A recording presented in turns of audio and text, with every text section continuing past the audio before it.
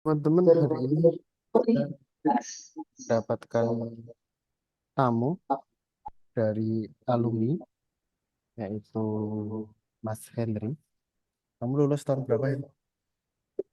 Tahun 2024 akhir Desember. Ya, hampir 1 tahun ya. Dan sekarang kerja sebagai IT support di Jagoan Hosting. Nah, teman-teman, hari ini kita memasuki materi terakhir di pemrograman web, di mana materinya itu deploy. Kalau di modul praktikum itu kita pakai hosting gratis yaitu Pattern Anywhere. Nah, kalau Mas Henry di sini nanti akan bercerita bagaimana untuk deploy ke VPS. Betul ya? Benar sekali. Nah, langsung aja kita mulai bersama. Silakan Henry, kamu bebas lah, Oke. mau 30 menit, mau 1 jam, mau sampai maghrib, ya ora apa-apa. Ya, terima kasih Pak Rip atas waktunya. Oke, langsung aja. Eh, Pertama, ini perkenalkan nama saya itu Henry Barun Yusuf.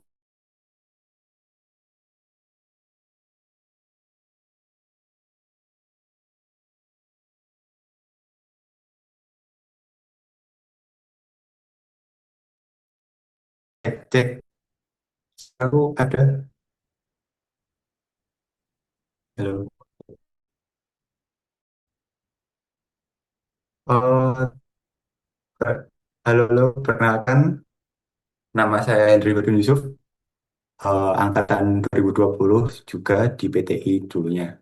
Nah, BTW ini share screen-nya masih belum diaktifkan. Di sini perlu minta request. Ya, sabar. Oke. Terus tuh, ya coba ya.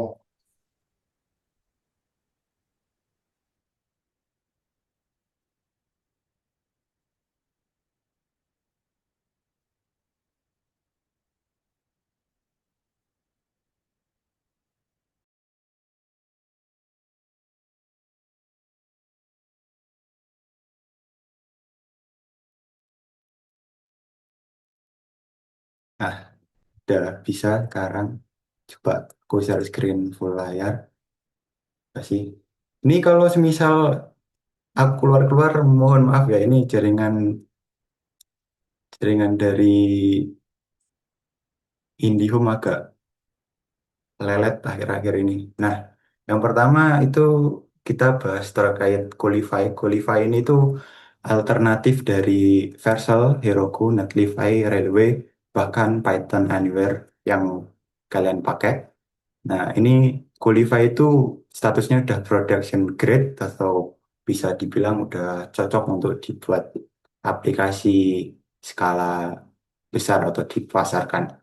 Nah, Qualify ini sifatnya platform as a service, yaitu di mana kita memiliki kontrol penuh secara baik dari aplikasi yang kita manajemen, infrastruktur, firewall, dan sebagainya.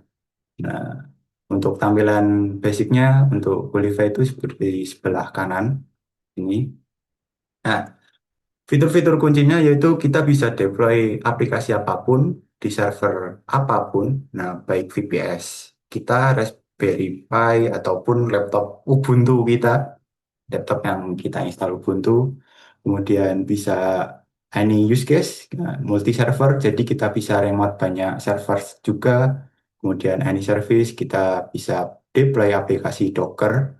Nah, kalian kalau udah familiar dengan Docker atau Kubernetes, itu Qualify ini menyederhanakan atau gampangnya membuat kita tuh tidak terlalu perlu mikir banyak terkait konfigurasinya. Kemudian bisa push to deploy atau CI/CD, continuous integration dan continuous deployment.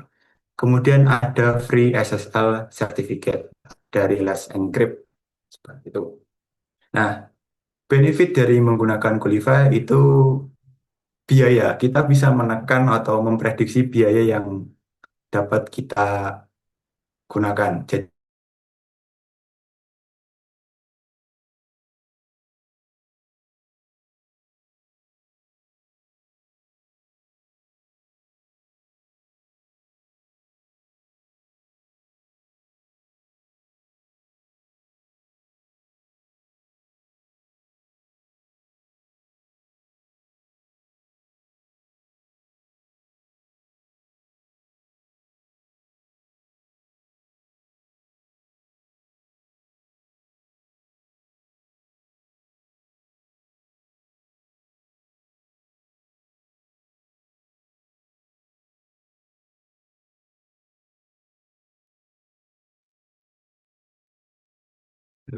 sorry, ini wifi-nya agak capek ya, guys ya.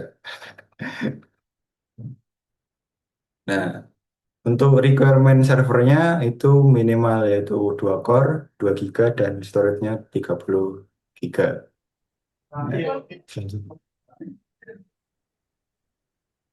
selanjutnya untuk example production setup yaitu 8 giga memori, 4 core, dan 150 giga. Nah, untuk operating system atau OS-nya itu banyak pilihannya yaitu seperti ini. Oke, langsung aja kita coba praktek ya untuk deploy-nya. Di sini saya juga buat panduan secara teknis untuk deploy ini. Kalian bisa cek di ini di platform apa website saya sendiri yaitu ngoprekon.com. Nah, di sini terdapat beberapa persyaratan yaitu kita perlu punya VPS, kemudian sudah terinstall Qlify. Untuk tampilan Qlify-nya itu seperti ini nanti. Ini Qlify dari punya saya sendiri. Kemudian jika kalian belum punya repository, kalian bisa pakai repository yang ada di sini. Nah, ini. Kemudian pakai ini apa namanya storage S3 dari Cloudflare R2. Nah, langsung aja kita eksekusi. Yang pertama yaitu setup project Qlify. Di sini untuk setup projectnya itu sederhana, tinggal klik project, add, dan isikan nama projectnya. Oke. Nah, untuk projectnya ini saya sudah buat sendiri di ini dengan nama Jamun dan PostgreSQL. Nah, tinggal klik, ya tunggu sebentar.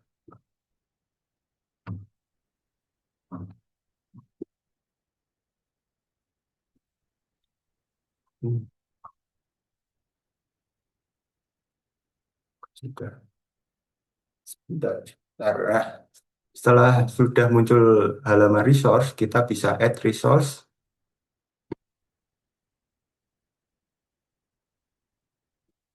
Nah, ntar biar loading dulu, mau fetch library dari Qlify. Nah, ini muncul warning ini karena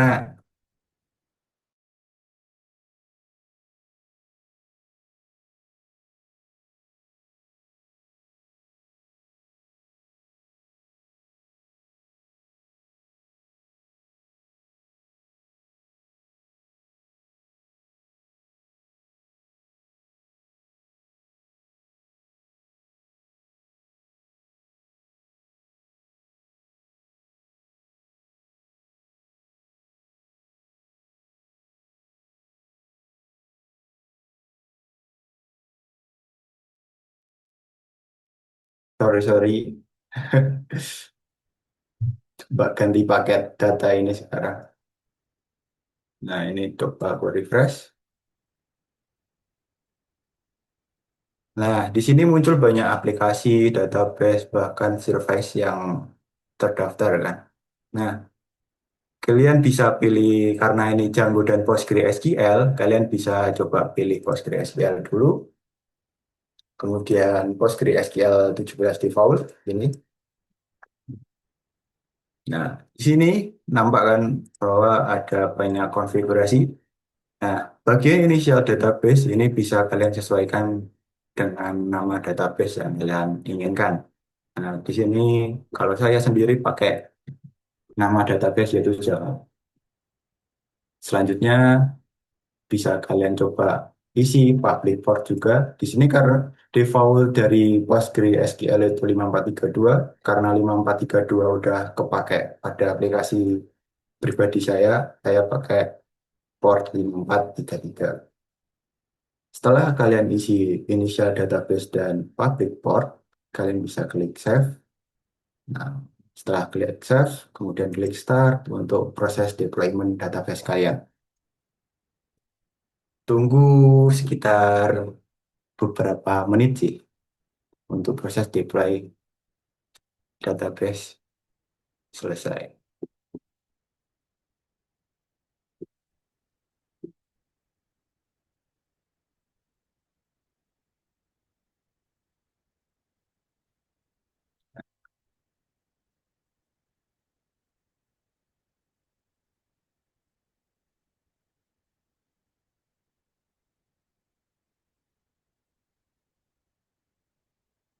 Oke, pembuatan database sudah selesai yaitu database started.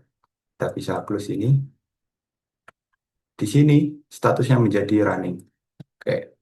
Selanjutnya kalian bisa aktivasi agar bisa dilihat secara publik ini. Kalian centang kalau kalian punya VPS nantinya kayak gitu. Dan di sini terdapat beberapa informasi. Nah, informasi ini silakan kalian simpan di salah satu environment kalian. Di sini saya udah punya environment sendiri. Nah, di sini tinggal ubah yang namanya DB password. Nah, DB password ini yaitu nama database, username database kalian, kemudian ini passwordnya, kemudian selanjutnya ini IPVPS, ini merupakan port dan ini database kalian, nama database kalian. Udah aku copy, di sini aku paste di sini, save. Oke. Nah, selanjutnya mengikuti dari step yang ada pada panduan di sini, setelah setup Postgre selesai, nah kita bisa lanjut ke deploy aplikasi Jamu kalian. Oke. Nah, untuk deploy aplikasi Jamu ini, saya sudah menyiapkan satu domain khusus yaitu jamu.ilogic.web.id. Nah, untuk domain ini saya berada di Cloudflare yaitu di ini.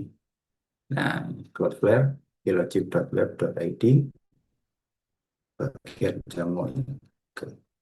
Lanjut, kita balik ke project, kemudian ke Django dan PostgreSQL, kemudian silakan buat resource baru. Di sini new, kemudian klik public repository. Nah, untuk public repository ini silakan isi dengan GitHub atau repository GitHub kalian. Di sini saya sudah buat repository sendiri. Nah, namanya CRUD sederhana pakai Django. Silakan copy di sini. Oke. Kemudian paste, cek repository. Nah, kalau sudah di sini biarkan default, kemudian klik continue. Nah, kita sudah memasuki dalam halaman dashboard untuk konfigurasi aplikasi Django kita. Nah, untuk domainnya, di sini silahkan ubah dengan domain kalian. Karena domain saya tadi ini Django, maka saya copy ini. Kemudian silahkan Anda tambahkan atau kita tambahkan berupa konfigurasi ini yang namanya Python manage collect static, karena ketika kita mau deploy kan butuh static asset dari Python kan. Seperti ini. Nah, kalau sudah kita bisa klik save. Save. Oke, sudah. Kemudian kita bisa pindah ke menu tab environment variable. Nah, dalam menu tab environment variable, silakan ke developer view nantinya kalau ingin deploy. Nah, selanjutnya kita coba copy paste konfigurasi ini.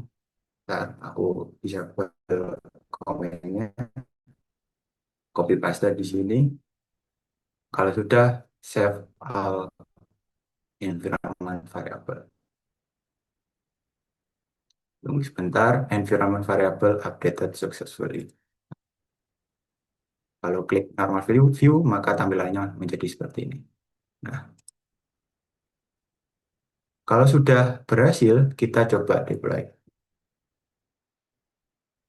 Kalau sudah selesai, kita coba deploy. Semoga tidak terjadi error. Nah, ini untuk prosesnya biasanya memakan sekitar waktu 5 menit lah. Karena perlu mengumpulkan image, image Docker, image-image lain-lainnya agar proses build selesai. Mungkin bisa ditunggu beberapa saat ya guys. Sambil berdoa.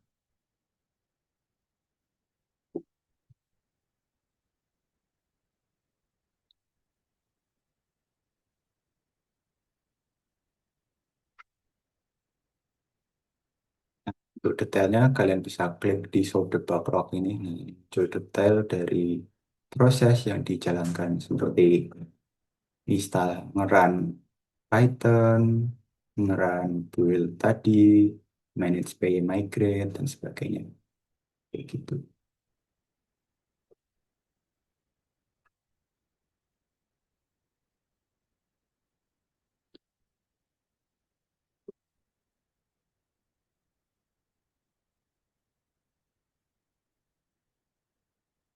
Oke, cukup ditunggu.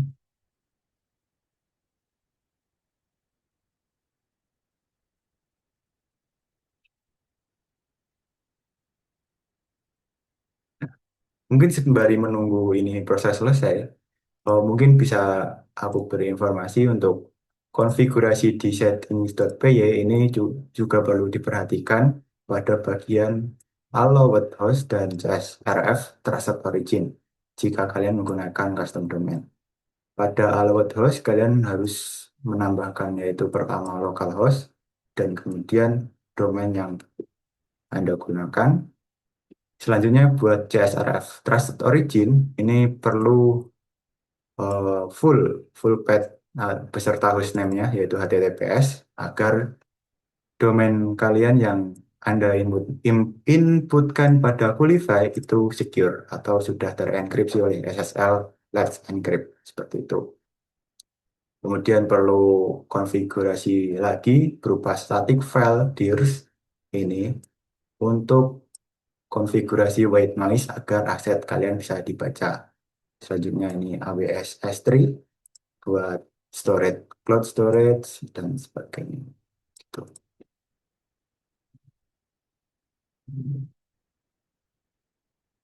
Hampir selesai.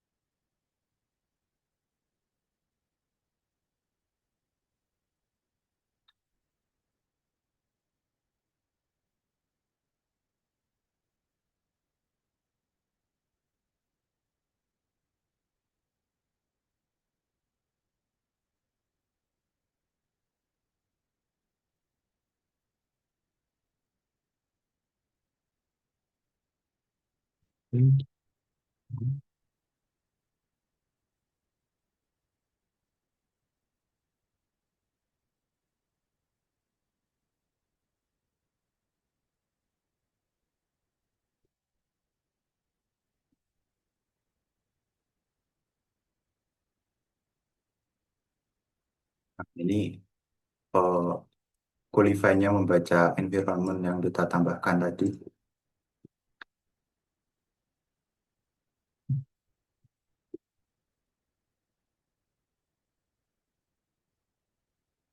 Nah, nah, di sini statusnya sudah running. Berarti deploy aplikasi kita pada umumnya sudah selesai. Nah, Untuk mengecek apakah sudah berhasil atau belum, kita coba klik link, kemudian tambahkan ini. Nah, di sini aplikasi Cloudflare deploy Django kita sudah berhasil. Coba kita masuk ke halaman admin, apakah tampil? Nah, di sini tampil untuk halaman admin dari aplikasi Django kita. Nah, karena kita belum buat create super user, kita bisa belum membuat super usernya pada terminal di Qualify ini. Pada umumnya jika kita pakai panel-panel kayak cPanel, eh, CyberPanel, dan panel-panel lainnya, itu fitur terminal ini berbayar. Tapi dengan Qualify, fitur terminal ini free, bisa digunakan kapanpun. Nah, ini connect. Kalian bisa cek dengan komen ls. Di sini terdapat perintah file-file dari aplikasi atau project Django kita. Nah, untuk membuat super user, kan kalian pasti sudah tahu, yaitu codingannya yaitu Python manage.py create super user. Bentar. Oke. Nah, jika terdapat warning seperti ini, bisa kalian abaikan. Nah, di sini untuk username-nya saya kosongin biar nantinya username tetap root, kemudian email bisa pakai email pribadi saya sendiri. Selanjutnya untuk password, ini bebas. Oke. Nah, misalnya this password is too common, ini sebenarnya password yang kita gunakan tuh cukup apa rendah untuk autentikasinya. Ke tingkat kekuatannya kita bisa abaikan yaitu dengan Y, dan super user sudah terbuat. Kita bisa coba login ke sini, kita pakai root dengan password yang sudah saya pakai tadi, login. Nah, berhasil. Oke, selanjutnya kita coba fitur CRUD dari yang kita udah buat tadi. Kita coba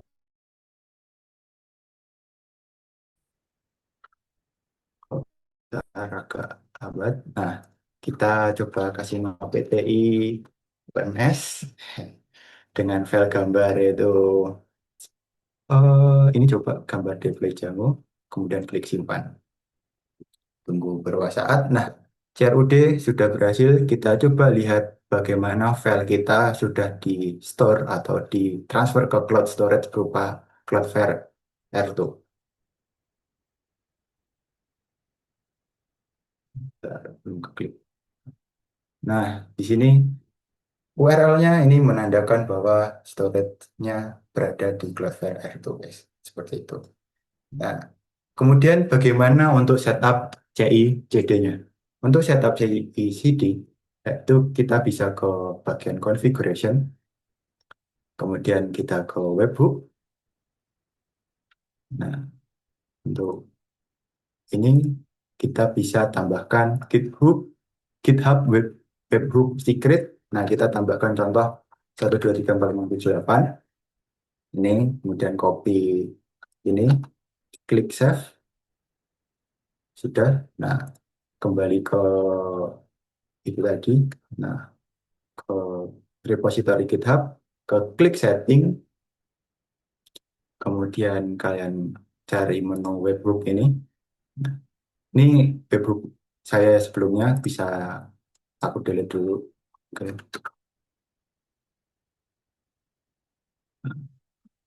Add webhook, payload URL kita ubah dengan URL yang diberi tadi. Secret, kita pastikan bahwa secretnya sama, yaitu ini. Kemudian add webhook. Nah, bagaimana cara ngecek ini berfungsi atau tidak? Kita bisa coba edit sedikit file yang kita gunakan di sini. Di sini kita akan pakai agen AI dari Anti Gravity dari Google. Kita coba untuk melakukan apa namanya edit sederhana pada ini, pada file document.list. Contoh create add css inline css in this document for better styling. Saya tunggu beberapa saat.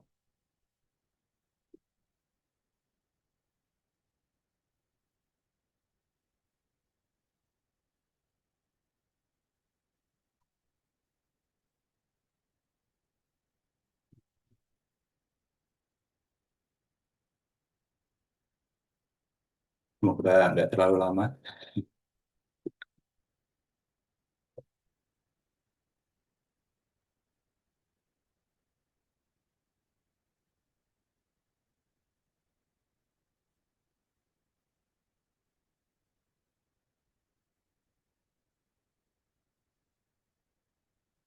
Nah, sudah selesai dibuatin inline CSS sama anti gravity agent. Kita klik accept. Nah, kita save.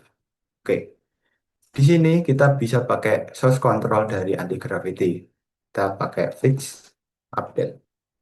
Kita commit ke repository kita, kemudian klik OK. Nah, kalau sudah berhasil kalian push, maka di sini kan biasanya akan muncul deployment baru. Nah, ini deploymentnya otomatis running dengan status webhook. Kita bisa cek sedang berjalan.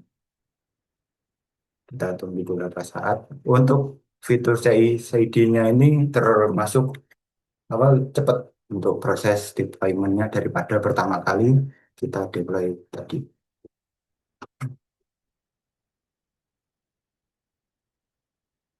Tunggu beberapa saat.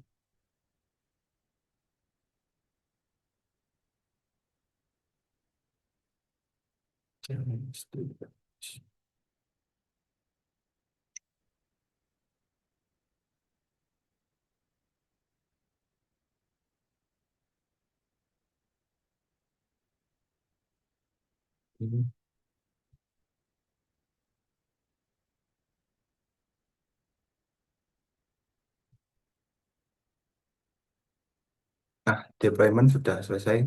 Oh, kita coba akses. Nah, tampilannya sudah berubah dengan otomatis seperti ini. Nah, jadinya nggak perlu nggak perlu repot lah kayak wah mau upload file ulang, mau upload file ulang. Nah, tinggal edit, push ke repository GitHub atau GitLab, selesai. Biarkan Qulify yang menjalankan selebihnya. Ya, mungkin cukup segitu untuk deployment dari aplikasi menggunakan Qulify ini. Mungkin dari teman-teman ada yang pengen ditanyakan atau gimana? Monggo. Oke, thank you, Hin. Yang di kelas ada yang mau nanya atau yang join di Zoom? Silakan on mic.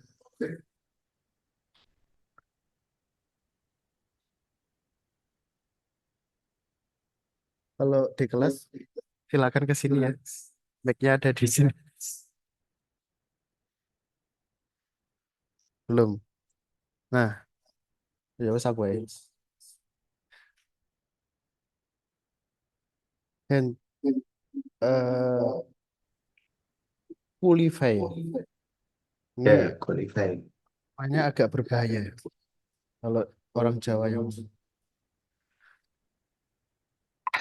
dia langsung VPS udah ada Qulify-nya. Nah, Oh, biar waktu ID VPS-nya gimana? kalau untuk install VPS install Qulify di VPS itu sebenarnya tinggal pakai LTS, Ubuntu LTS. Nanti mungkin tak coba share screen. Instalasi dari Qlify itu kita cuma butuh satu VPS. Sebagai contoh, kalau punya VPS gratis seperti ini, eh, eh, ini kan aku punya dua VPS, aku akses. Nah, untuk deploying apa buatnya?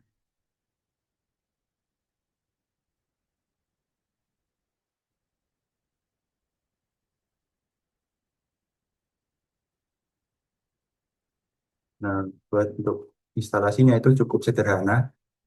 Kita tinggal ini copy paste ini saja. Kalau pakai LTS, kalau pakai Ubuntu yang long term support, ini kan ada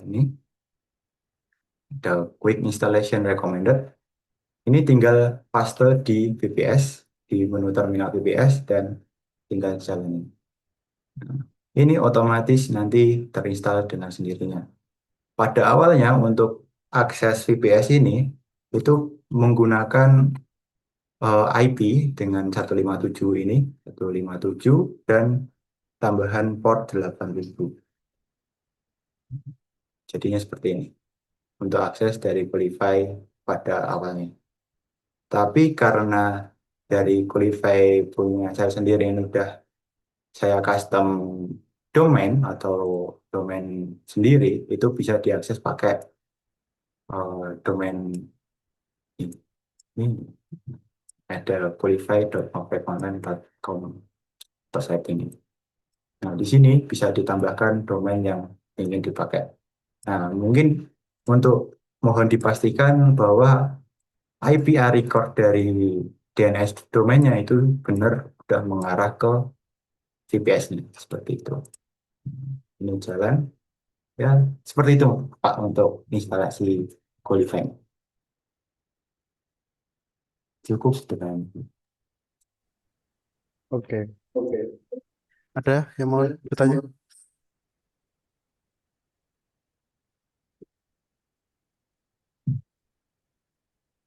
Di sini muka-mukanya muka bingung.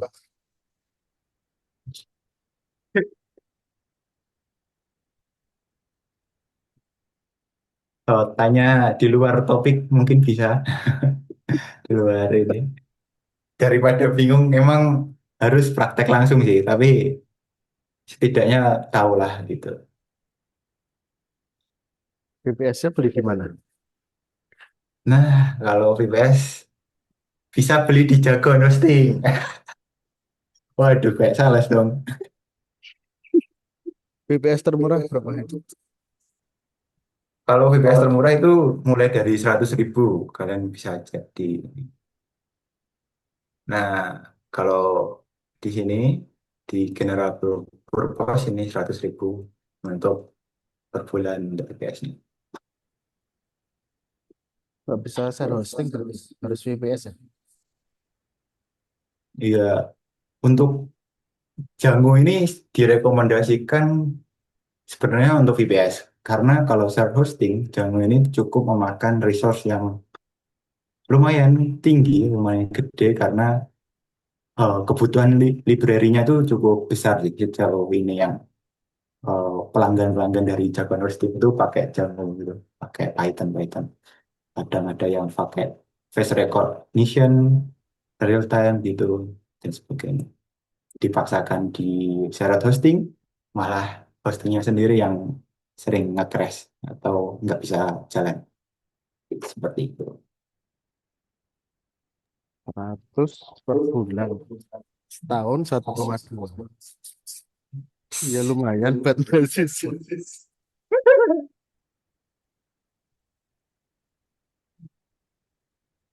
Seperti itu. Ada yang mau nanya?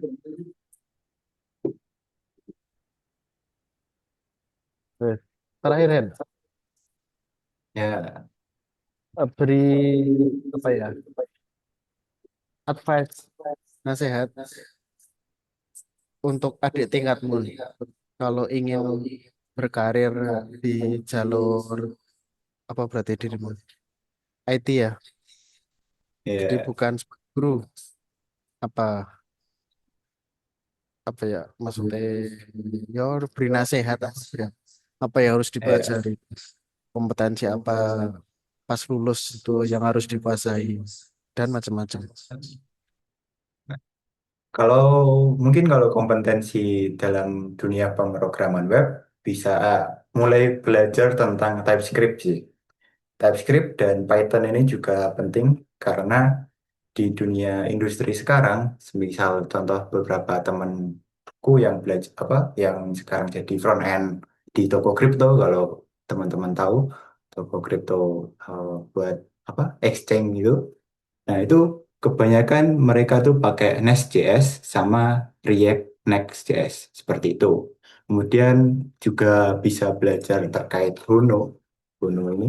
Nah, saya sendiri juga sedang belajar terkait Huno ini buat apa ya, soft pengetahuan sendiri. Ini tuh Huno ini seperti Express.js tapi lebih ringan dan cocok buat aplikasi-aplikasi yang butuh tingkat real time yang sangat tinggi.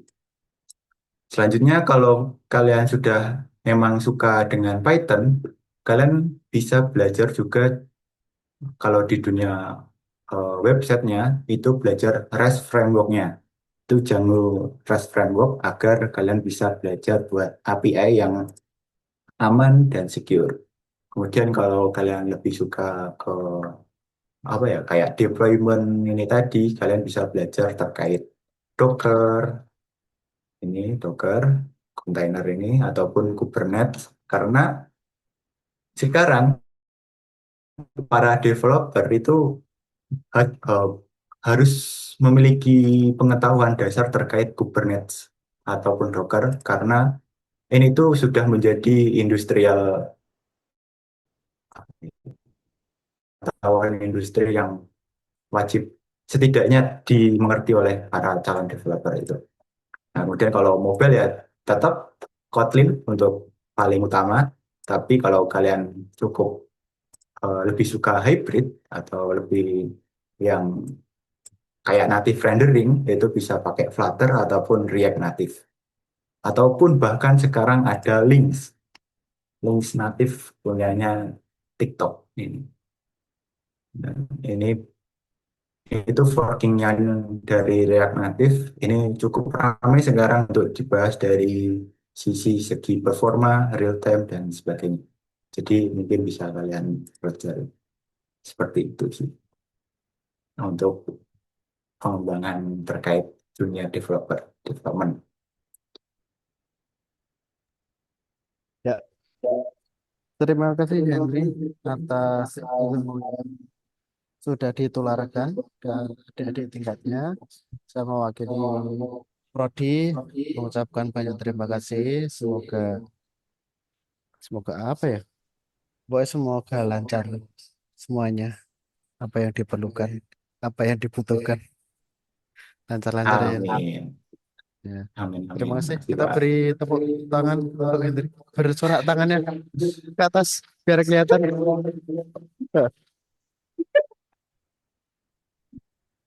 Oke, terima kasih Hendrik untuk kelas hari ini. Semoga kita bisa ketemu di sekolah ya. Oke, makasih, Pak.